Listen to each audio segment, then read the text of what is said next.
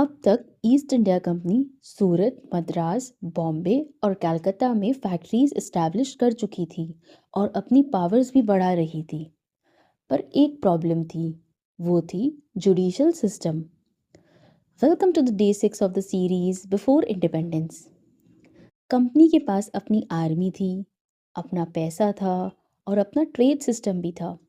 पर एक चीज़ उनके कंट्रोल में नहीं थी, वो थी कानून। अगर किसी इंडियंस से झगड़ा हो जाता था या किसी एम्प्लॉय पर केस हो जाता था या फिर किसी ब्रिटिश ने कोई गलत काम कर दिया होता, तो उन्हें इंडियन कोर्ट्स के सामने जवाब देना पड़ जाता था। और यही बात कंपनी को बिल्कुल भी पसंद नहीं थी।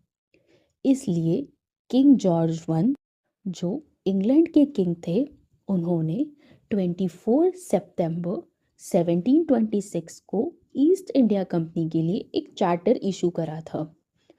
उस चार्टर का नाम था चार्टर ऑफ 1726। इस चार्टर में कंपनी को इंडिया में अपने कोर्ट्स बनाने और कानून चलाने का हक दिया।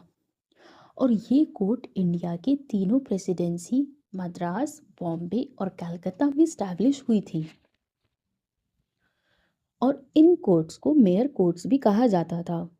इन कोर्ट्स ने ब्रिटिशर्स जजेस जस्टिस ग्रांट करते थे और इंडियन रूलर्स का कंट्रोल इन कोर्ट्स पर नहीं था।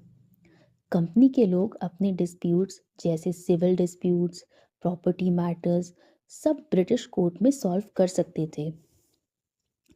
जैसे अगर इंडियंस और कंपनी के किसी एम्प्लॉय का डिस्प्यूट हो जाता था, तो उस डिस्प्यूट को काजी सॉल्व करता था।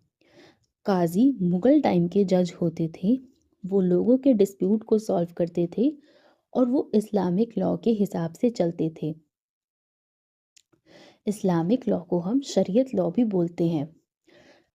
पर यहीं पर एक इंटरेस्टिंग बात थी, ब्रिटिश कोर्ट सिर्फ उन्हीं जगह में चलते थे जहाँ पर ईस्ट इंडिया कंपनी का कंट्रोल था। बाकी इंडिया में अभी भी काजी और मुगल कोर्ट थे।